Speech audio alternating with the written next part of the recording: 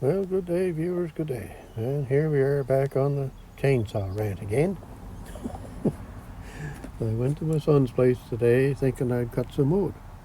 And I had to get some parts for that engine I'm working on. So this saw always worked. And so did this one. Neither one would work.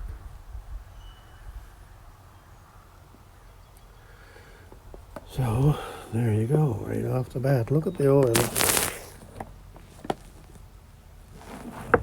So I just filled this up with gas and oil. So all that oil is going to be out in that pan, I guess. I'll have to try and figure out how to drain the things, I guess. But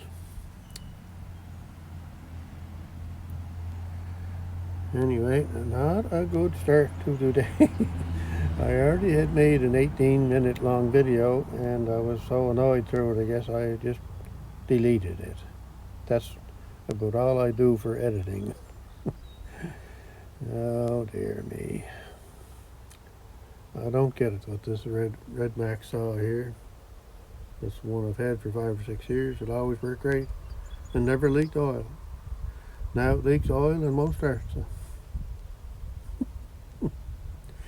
I don't know if I'm just cut out for this woodwork anymore. Anyway, here's some bits and pieces I got. So we'll have a look at heads today. Are going to be the topic, I guess. So I have some information. It's just stuff that I've read. It's not something that I all of a sudden just knew. It's just stuff I've read.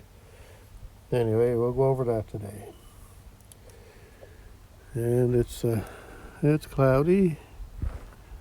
And when I was over at my son's, it was kind of cool over there. It seems to have warmed up now within the last hour and a half or so. Anyway, it's supposed to get up to 9 degrees today. So I'm going to go in the garage and see what I can do with that engine. And like I say, I'm going to do a little talk on these heads. It's something that you can look up on the internet. It's not hard to find. Look up Kohler heads, and they'll come up with stuff for you to look at if you want. Anyway, we'll shut you off for there now. I've got to go and get my fire going in the garage and all that stuff. So I'll be back to you.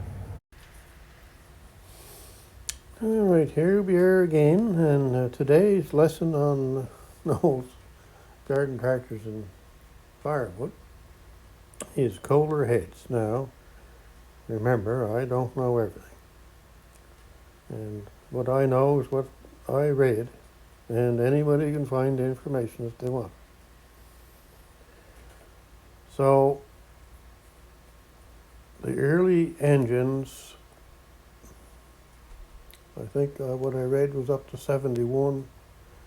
Some of the heads were classified as an LP head, and liquid propane. And they had, I guess what they called a heart shape thing here. And I believe it was bigger than this one. This came out even further. And the idea of that head was it increased the compression ratio. LP gas, propane, does not have the same power per liter as a liter of gasoline. So in order to make the engine running on LP gas to kind of keep up with the gasoline engine, they increased the compression ratio to make a little extra power. And they used to do that with antique tractors in the 50s. The head was, I think, shaped different, so it gave extra compression. Normal gasoline engine in an antique tractor, let's say the compression ratio was 7-to-1. In a propane engine, it would be 8-to-1. So if you're doing up an old antique tractor, you want a little more horsepower out of it, find yourself a propane engine or a propane head for that engine and put gasoline to it. Anyway, we're getting off topic again here. So anyway, they made propane heads for these Kohler engines, and the compression ratio was up a bit. Now, I don't have one of those LP heads, and from what I can remember, what I think I saw in a picture is it had a bigger heart shape here. It did not have this dip in it.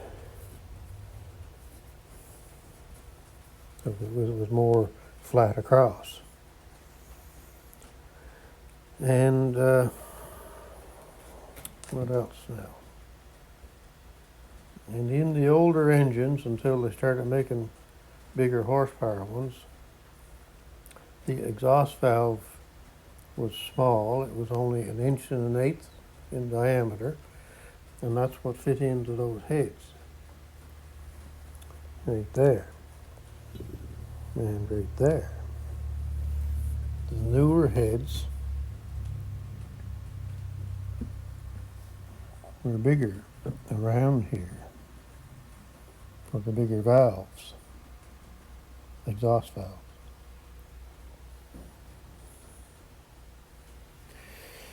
So I think I'm missing a couple of heads here, but anyway.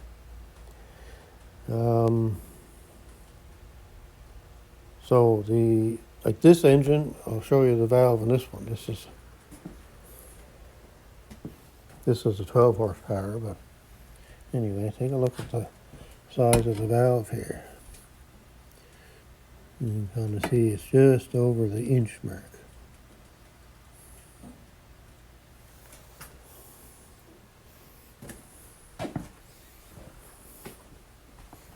On this engine up here, this is a 14 horsepower engine. The exhaust valve is quite a bit larger,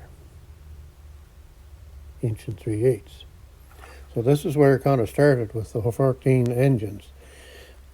The newer engines had the bigger valve, 1 3/8. The older engine in that John Deere had the smaller valve, like I just showed you, 14 horsepower. So they upgraded the flow out of the exhaust with the newer 14 engines. Still rated at 14 horsepower, but I don't know if it did any difference or not. I guess you'd have to have it on a dyno machine to figure that out. So anyway,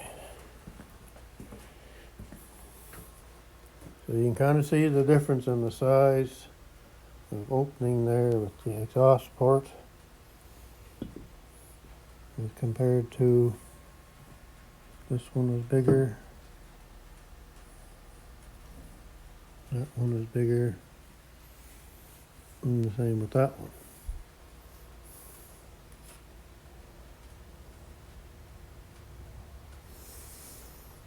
So after the LP head, and I don't know what they used on the gasoline engine,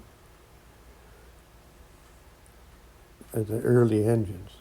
I'm talking back in the 60s, maybe late 50s. So I think in 71 or 72, they changed designs of the heads to this head. And they come out with this divot here. And the idea of this divot, apparently, is when the fuel comes in on the intake and gets lit by the spark, the divot helps send the pressure to over the piston area. instead of the pressure being pushed onto the valves as much. So that was a flow design to get more pressure over the cylinder.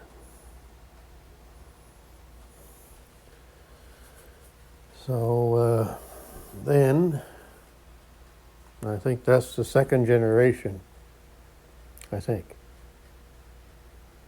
head. There's 2 or 3 or 4 generations of heads.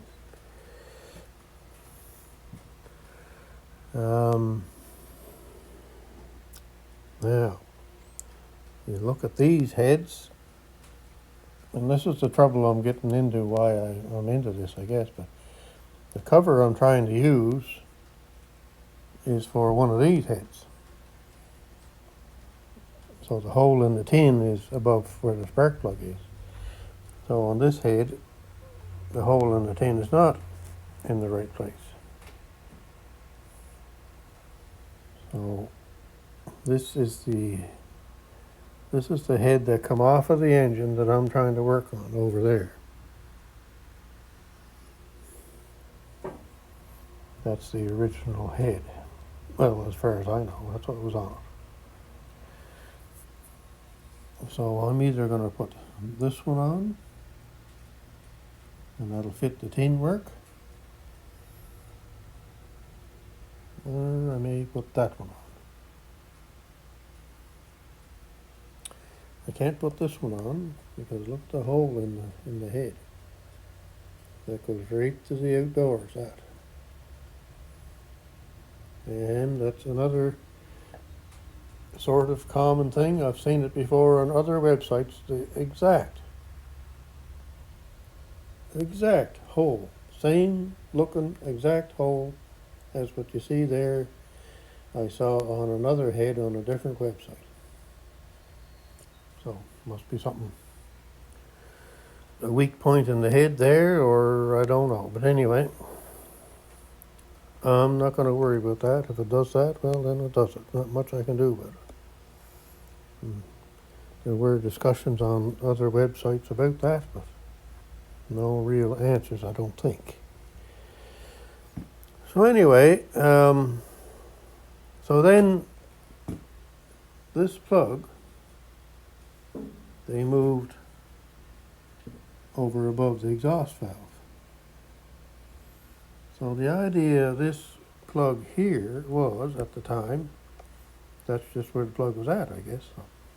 What they found was, though, or what they thought was, the incoming fuel mixture from the intake would foul the plug.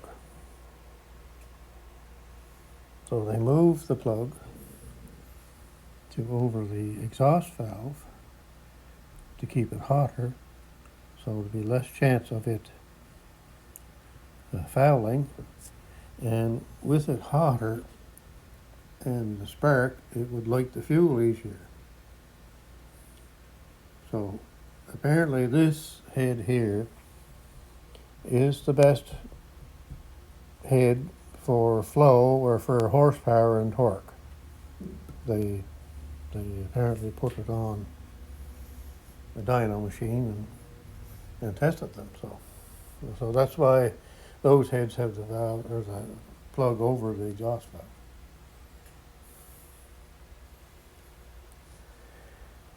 Anyway, there's a lot to it. So I'm going to have to decide as to which one I'm going to use. Either put the original one back on and cut the tin to make it fit, or use this one or that one. Can't use that one. I could put some bubble gum in there, I suppose, and cover up that hole.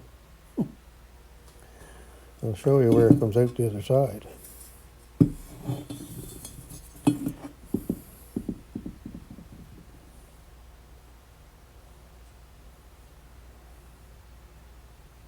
Right there. My son and I couldn't figure out what was going on one day. We thought the exhaust was loose or something. And we could hear just snap, snap, snap, snap, snap when the engine was running. So we finally got it opened up and looked in. You could see the blue flame coming out of that hole. So that That's what you call a low compression head. Anyway, I think that's going to be about all I can tell you. If you want more information on something like that, you look it up on the internet, Kohler K series head design, something like that, and you'll come up with a bunch of different websites that's telling you what's what. So anyway, I think that's it for now. If I have any more today, I'll get back to you. All right, we're back at you again here. A little further ahead today, we did end up changing the head. I used the head that was on the other engine up there. So anyhow, it fits now. So spark plug goes through, and we've got the tin work sort of tightened up.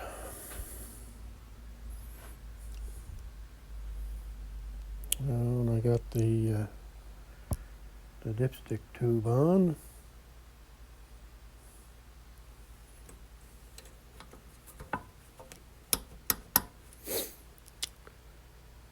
And what else did we do?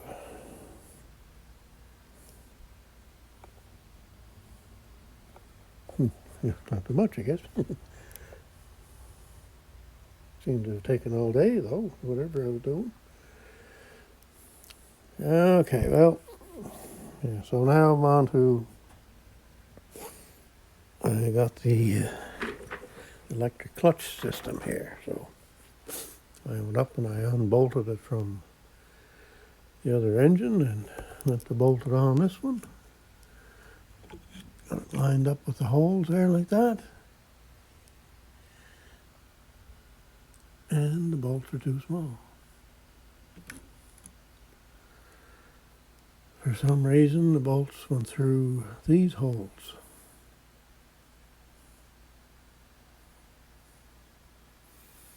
Not these holes.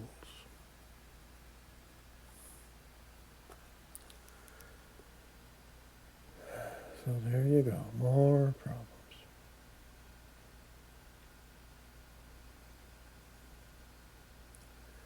And you can see somebody drilled out these holes. These are the factory holes here. Anyway, holy cats, it's always something.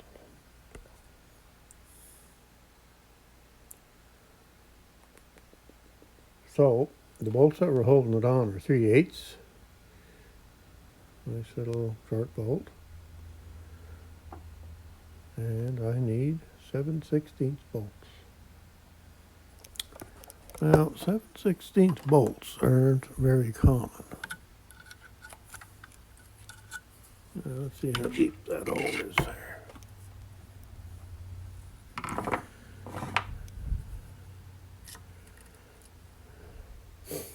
Hole is about that deep. So that's about and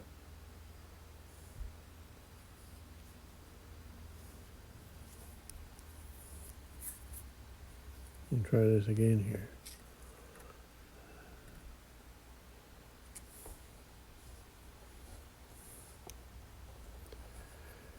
If I can show this, I don't know if I can or not.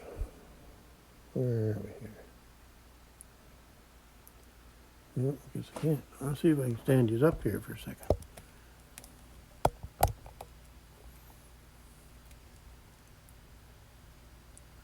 Without you fall down, of course. Alright, so that's the depth of the hole from the end of the screwdriver to where my finger is. So that hole is 1.25 inches deep. Now, I don't know if any of you know this. This has got nothing to do with working on this Kohler engine. I was told years ago by a fisheries officer And everybody's finger is about from here to here is 1 inch. From there to there is 1 inch. And from there to there is 1 inch. And if you keep going up to your next line, it's another inch. So for a lot of years, probably upwards of 40 years, I've been using those little indicators on my fingers to measure things. Of course, it's not exact, but it gives you a pretty good idea.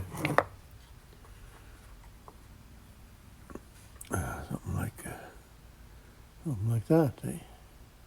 Half inch.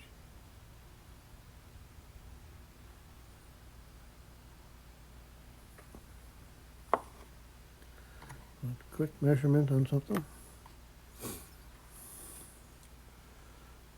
Okay, yes. That's 1 inch and 1/8.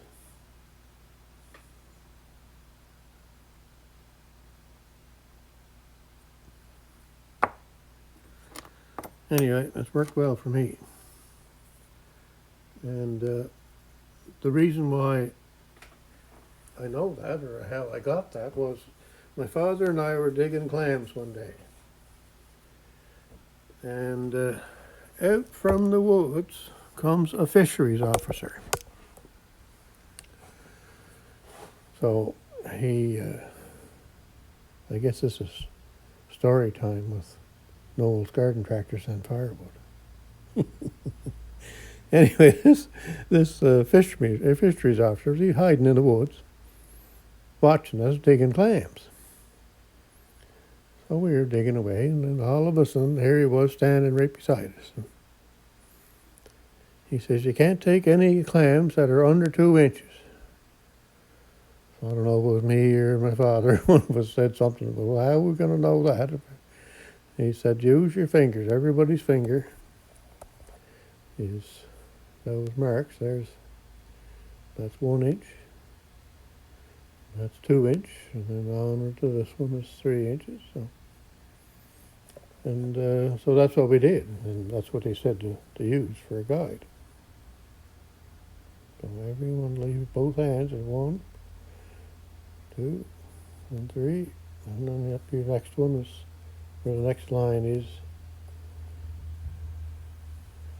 Up in here, I can't seem to get my hand in the way or in the spot. That line there, that's 4 inches. So anyway, that's what we've been doing, and over the years, that's what I've been doing. A lot of people kind of look at me quite strange when I go to measure something. And when I was installing propane gas stoves and stuff, and I'd be measuring the copper line to hook up to wherever, and people would be looking at me wondering. I've even had people ask me, "What are you doing?" I showed them what I was up to. Anyway, let's do a little demonstration here. So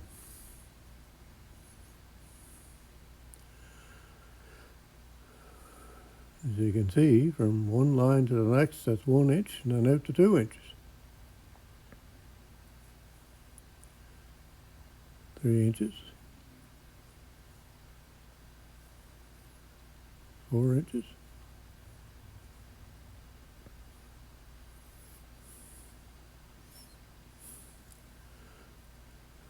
3, 2, 1. I don't know if anybody knows that or not, but it's something I've always used that. If I didn't, well, I even use that more so than I do a tape just for short little runs. But anyway, then if you need to do something that's a little extra long, you just add your fingers together. Anyway, there's your foolish tip for today. Yeah, back to this engine here. Holy cats, what a goings on. Now, really, looking at this, I'll go look at the other one. And You can't. I had to go back and forth a couple of times because it looks the same, but of course it's not.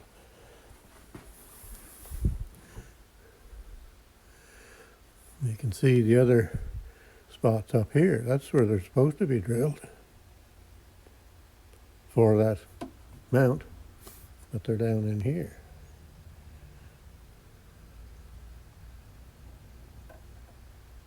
You can see the hole that's where the hole is, and the other block is there. Holy cats, boys, I'm telling you. Couple of things too, I guess. I don't have one here to show you, but on this backing plate here, there are Kohler engines that have a round lip on the outside edge of that. And what I found out was those engines fit on the Power King economy tractors that have a transmission that bolts to them. So it fits right into that circle. The other thing is, if you want to know what size engine it is, it's stamped right in the block. K241, that is a 14 horsepower block.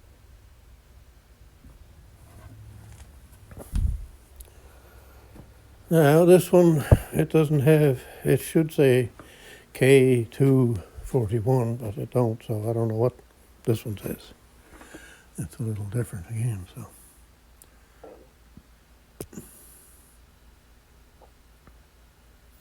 A J5. So, I don't know. But I have seen that on other engines when I've had them apart. It's got the size of or the block size right stamped right into the block. Anyway, there we are. More goings on. Holy cats, where am I going to find 7/16 bolts? That's not very common, that.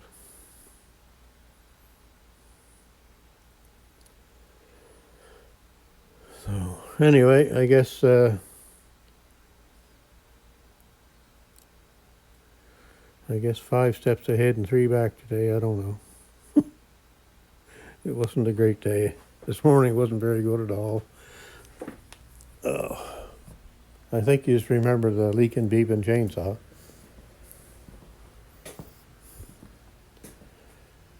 Well, there's number 2 leaking beeping chainsaw, and there's number 3 leaking beeping chainsaw, and both of them worked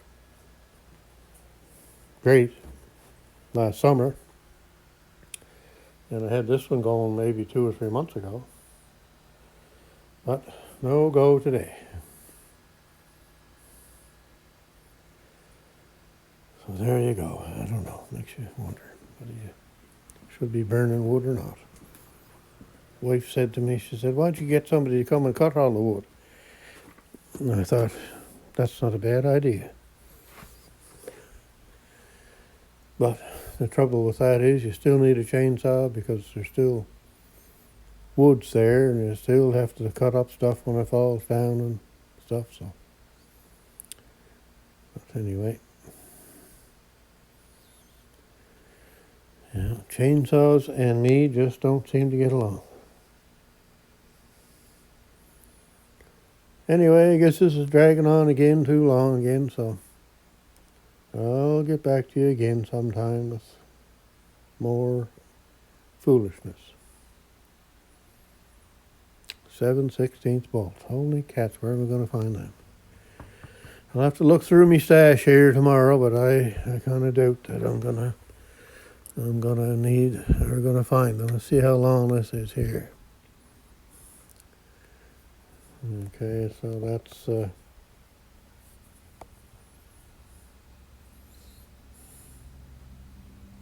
that's 1.25 inches deep. So if I can get some inch bolts,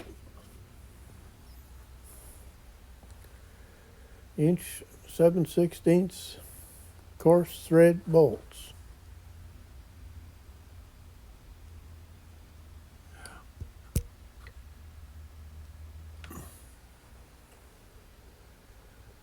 I'll be on the hunt tomorrow. I think it's supposed to rain tomorrow, so that's good. I won't be able to go cut wood because chainsaws don't work and it's rained out anyway.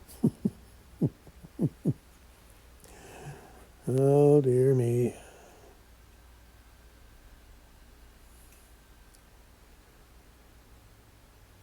So she's coming to the point. I get a couple more things on it. It's coming to the point where I've got to start thinking. I don't like thinking.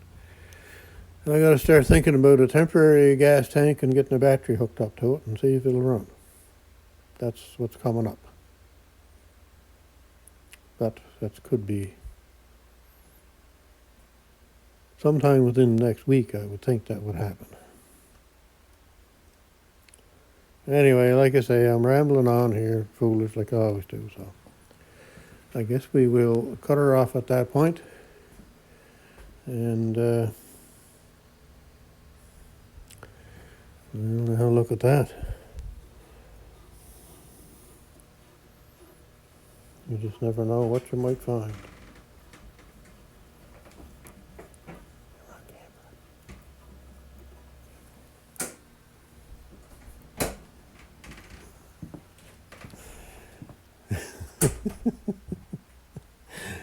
Oh dear, the wife came in there. You don't want to be on camera. Holy cats, look at that.